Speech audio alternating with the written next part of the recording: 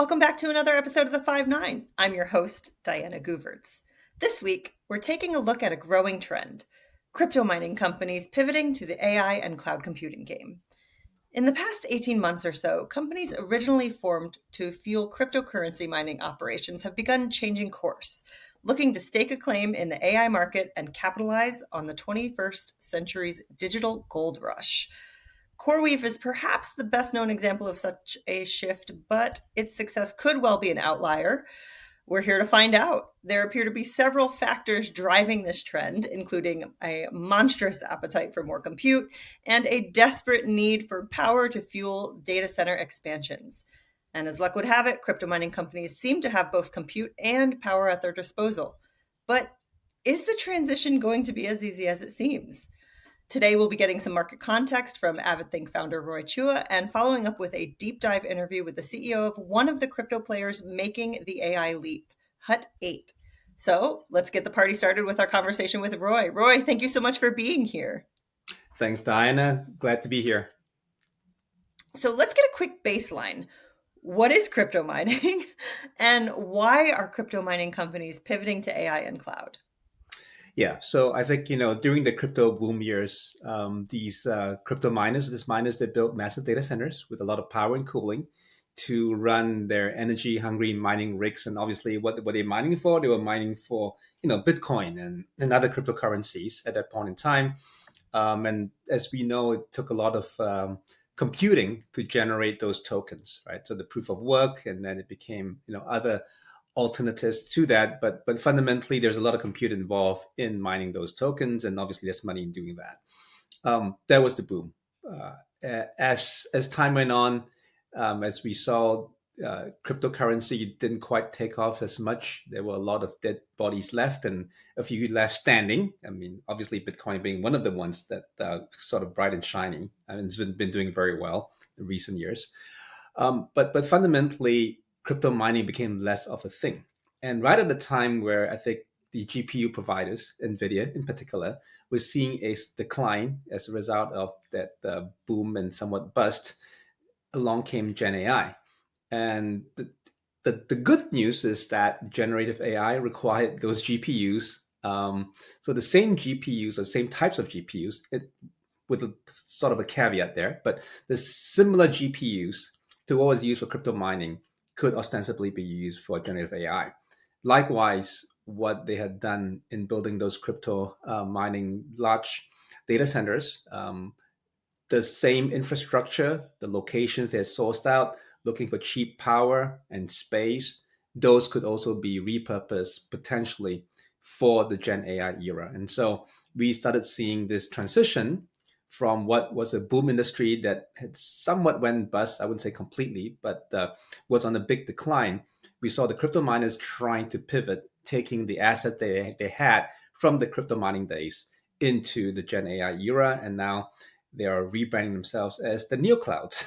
So, not all of them are branding themselves as neocloud, but certainly, like as you said, CoreWeave is one of those, and Hut 8 is another one. So it sounds like they have all the right tools in the toolbox already, but is this actually an easy transition for companies that started as crypto mining companies? Like, what are the major differences between serving crypto customers and serving AI and cloud compute customers? Yeah, so there is a lot of similarity. I think one of the key things as we're learning is one of the biggest constraints to this whole generative AI boom is power, right? The need for energy. And the I'll just say Bitcoin, it doesn't have to be Bitcoin, but the crypto miners, the Bitcoin miners, did seek out areas with abundant cheap power, right? Very, very often they found those locations that had renewable energy or stranded power sources, and they built these data centers, so these locations near those places to get electricity at a cheaper and cheaper rate. And so some of these facilities that are in rural, remote locations might have been, well, let's just step back for a second. Energy is valuable, and some of these locations may have the ability to host the data centers that are appropriate for generative AI, not always. So that part. The second thing that you need is GPUs. They have GPUs. They have these large warehouse type data halls with mining rigs, as you will, right? Some cooling systems or the high end ones. And so these mining rigs that existed could ostensibly be repurposed for generative AI as well. And so they have access to these warehouse style data centers. They have the GPUs. They have experience in working with these GPUs. And so some of those elements certainly are reusable for generative AI. The other thing that I've noticed with some of the crypto miners is that they were pretty smart about being cost effective, because that's what it comes down to, right? Can you mine for less, because otherwise it's not profitable. And so a lot of them had cost, I would say, cost optimization DNA, right? Aggressive pricing type. And I think those tools, those ability, the cost focus, the agility, their entrepreneurial spirit, as if you will. I think those translate as well potentially into the neocloud for Gen AI era. Some things don't fully translate. So yes, you may have access to cheap power.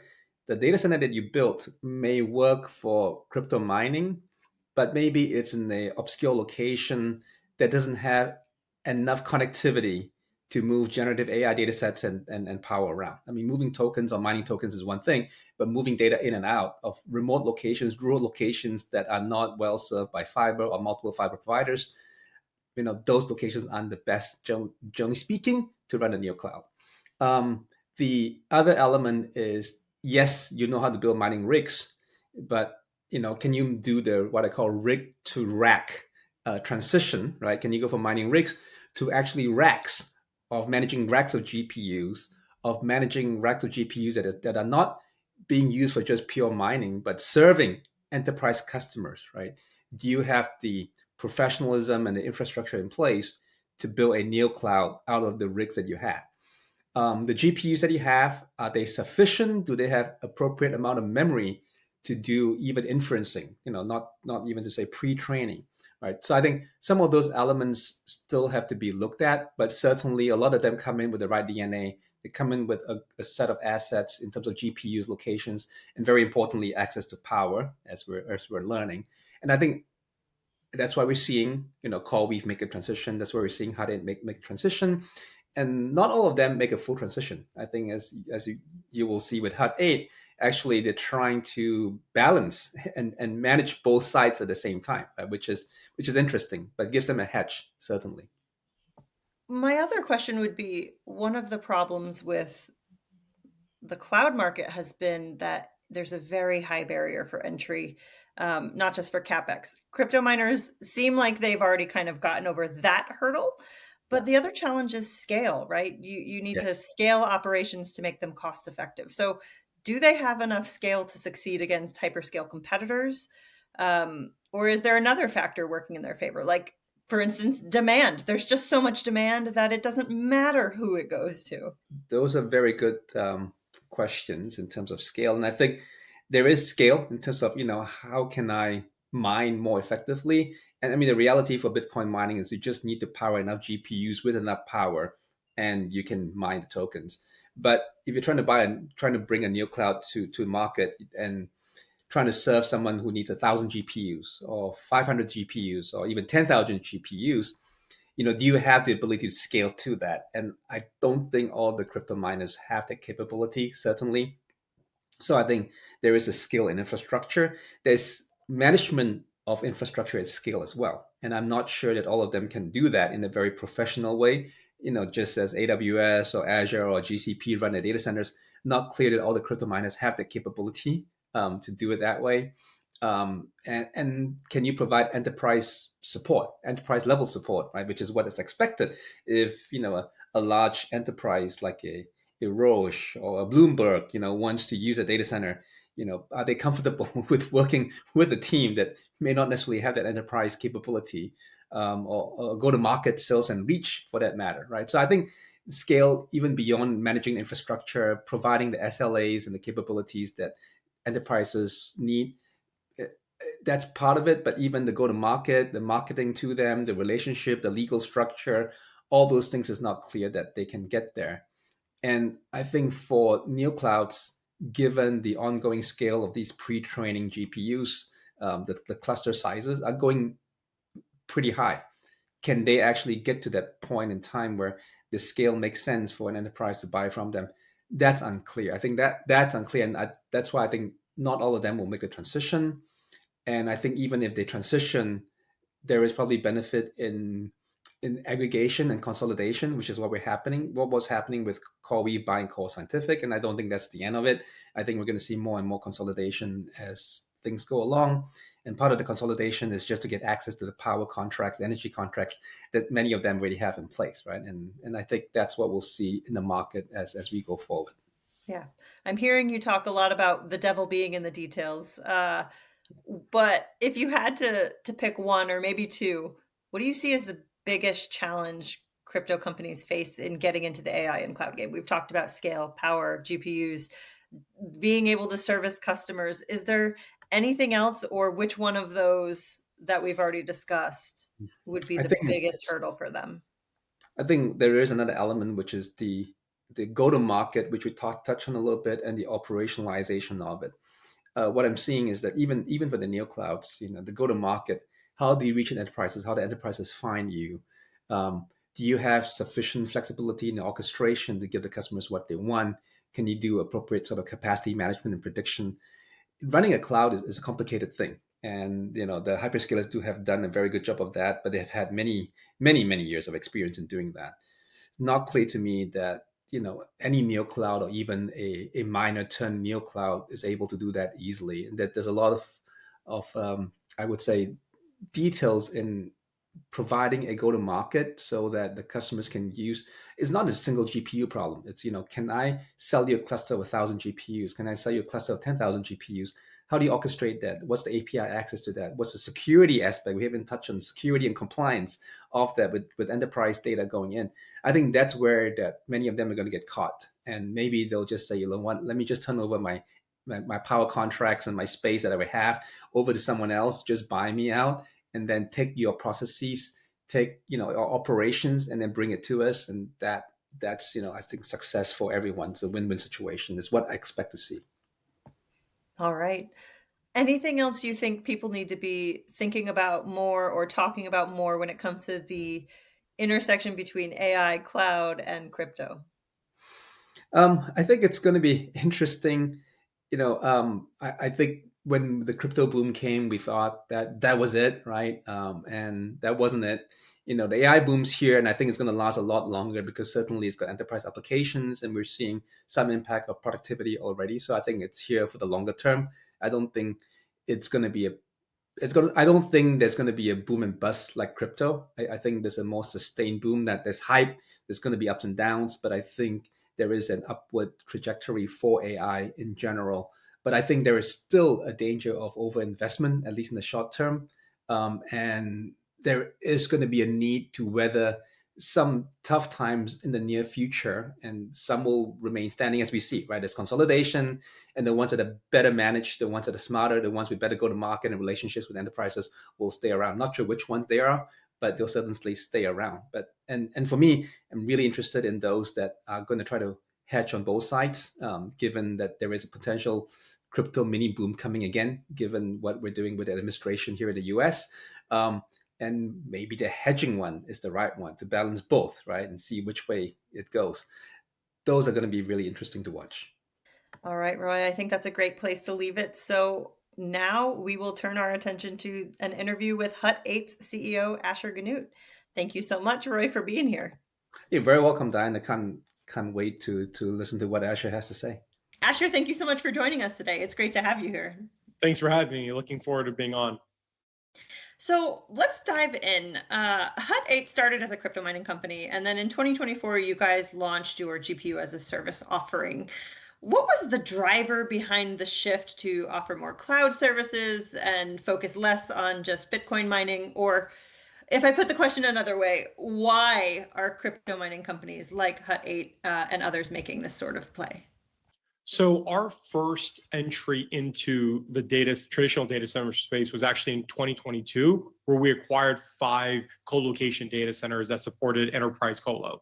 And so the GPU business was an add-on in addition to the 5 data centers that we own. So we have roughly, call it, half of our staff that runs those data centers relative to the Bitcoin side of our business. I think in regards to what you're seeing today, the reason why a lot of Bitcoin companies have now, specifically Bitcoin mining companies, have now added on data center demand and are starting to build traditional data centers is because you get a lot more of a fixed, stabilized, reoccurring yield from traditional data centers rather than Bitcoin, where it's more of a volatile asset and you're really at the whims of Bitcoin price and difficulty. So, I mean, was it hard to transition from crypto to cloud? I know you said you kind of got some of those assets as part of an acquisition, but I'm wondering if there was anything about the shift from one business model to another that proved a little bit harder than you expected. So I think the best way to think about Hut 8 is we're an energy infrastructure company. And so we have this power layer that is power at scale. So think power plants, campuses with large power loads. Then we have the digital infrastructure layer on top of that, which is essentially building data centers. We build low redundant data centers for Bitcoin compute. We build high redundant data centers and tier 3 standard data centers for AI and GPU and CPU compute. And then the third layer is the compute itself. So we have a private cloud that has CPU compute. We have a GPU business under highrise.ai, which we've incubated a little company called Highrise that's a neocloud. And then now we have American Bitcoin that we recently just carved out. That's going to be the ASIC compute. So Hut 8 is the energy infrastructure that supports all of these different use cases. We build data centers based on different types of customers and customer demands. And then we also have equity ownership in different cloud businesses as well. So it sounds like it wasn't that much of a stretch to go from your original business model into kind of more traditional cloud data centers and like neocloud services. Am I thinking about that correctly?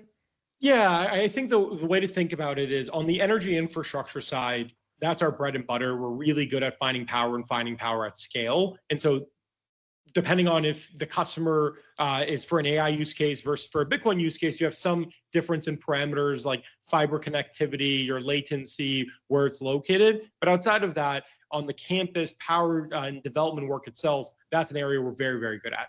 On the developing the data center, so we operate 5 traditional data centers, and we have a lot of Bitcoin data centers as well. And so we're building high redundancy, low redundancy. So from that perspective as well, not too big of a leap. And then on the actual compute in the cloud business, so we have a private cloud business on the CPU cloud and VMware and that nature. But on the GPU side, that's why we incubated its own company, because I think to be a competitive cloud business, when you have the core reason like out there, you really have to have a moat that you believe that you could build that's differentiated. So we announced that the CTO of Highrise was actually the former head of AI in the IDF, the Israeli Defense Forces.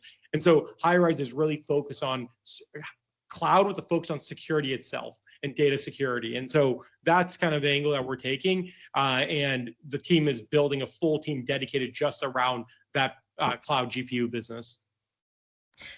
So I wanted to ask you, one of the things that kind of stood out to me is like Hut 8 is not the only company who's taken that pivot from crypto to cloud. And as you mentioned, CoreWeave is another one that has done it. Bitdeer, Riot are a couple others that have started to make that similar shift. You were mentioning a competitive moat. What's your take on the rest of the crypto market making a similar play? And do you expect there to suddenly be a glut of supply in the market? We think that there will continue to be a power shortage and that there is plenty of demand for existing power available, and there's actually more demand than what is available today. When we think about Hut 8 as a business, we're not looking to pivot into AI. We're looking to actually expand our platform to be able to support different use cases. So on the Bitcoin side, we're continuing to build facilities for Bitcoin mining. And that's actually in partnership now with American Bitcoin, which is a carve out of Hut 8 that we're looking to take public in the next couple of weeks. And then on the AI side, we're having demand not just internally from Highrise, but also externally from large scale hyperscalers and the AI research labs as well. And so I think there are some companies in the space that have gone full AI pivot and are kind of foregoing Bitcoin. I think for us, we see Hut 8 as an energy infrastructure business that supports next generation technologies. That includes Bitcoin and cryptocurrencies. That includes AI and GPU compute. And then there's a couple of other kind of advanced manufacturing demand cases that we think will become larger and larger as time progresses. All right, so let me take that cue. Let's talk power, because in Fierce's coverage of the data center space, obviously the power supply has emerged as a central issue.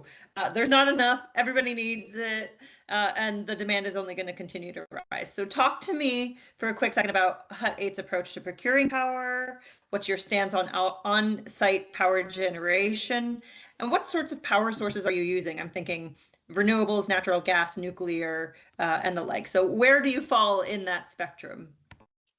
We have one of the most sophisticated and experienced power teams in the industry. And so Gregor, who runs our power team, he was at NextEra, which is the largest renewable company in the US for over a decade.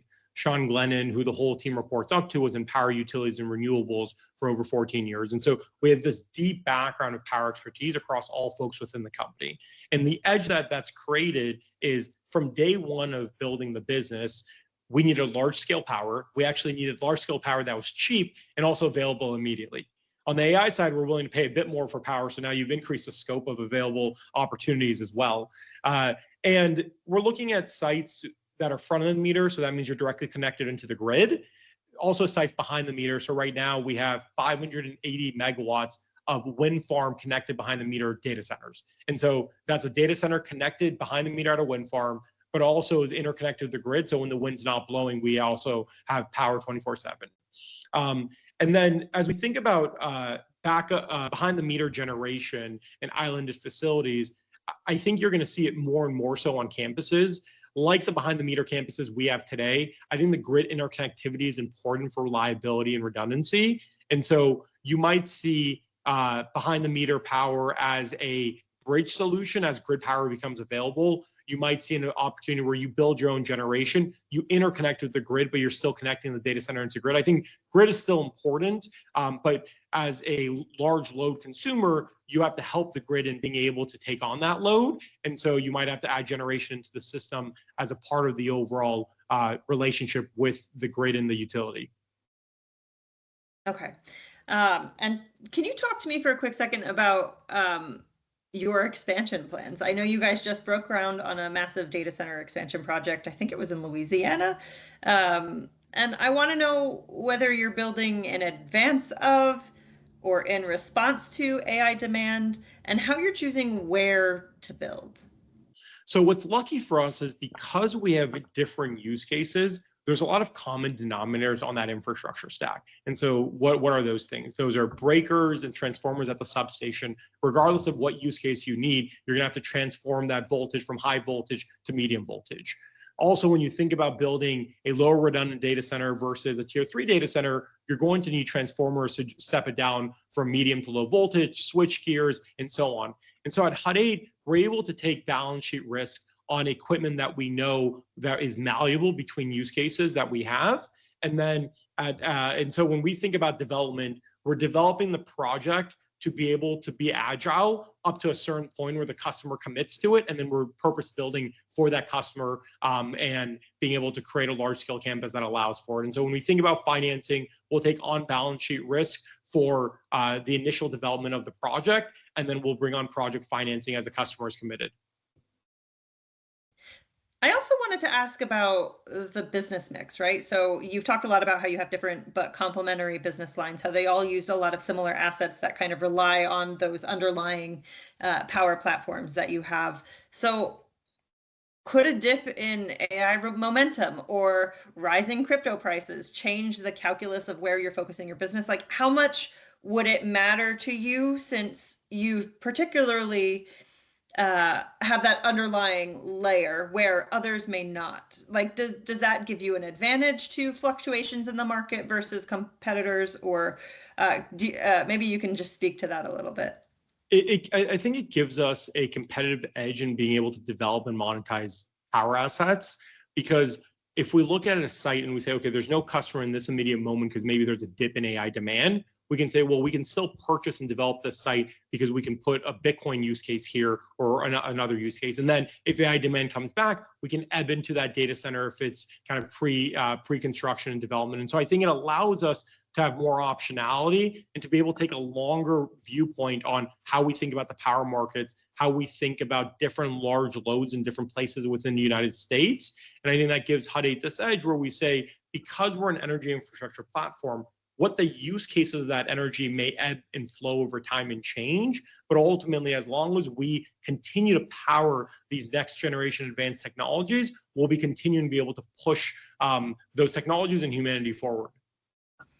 So it seems like if one ebbs, the other flows, and vice versa. So you have a pretty stable business then, it sounds like. I think that's the idea. Look, when we look back in history, and the World Bank actually came out with this great graph that illustrated this exact concept. But as humanity has progressed and evolved, its consumption of power has only increased.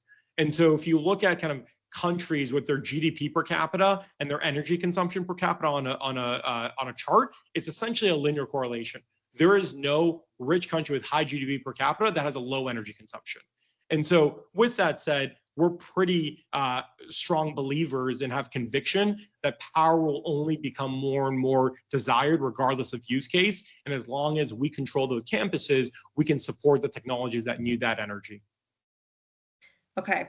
Now, here is the open court question that I always have at the end of my podcast. So, what is one thing I didn't ask you about that you think more people need to be thinking about or talking about when it comes to the intersection of crypto companies, the cloud, power, and AI? Innovation. I think there's going to be a lot more innovation within the infrastructure stack itself.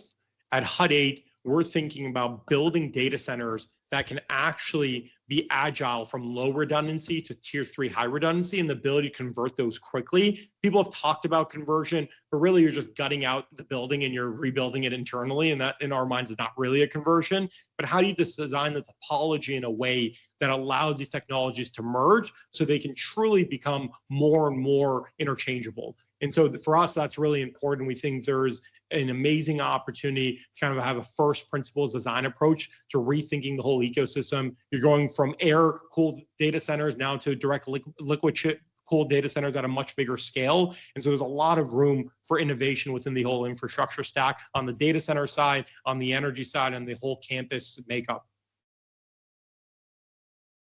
All right, Asher, I think that's a great place to leave it. Thank you so much for your time today. Thanks for having me. Appreciate it.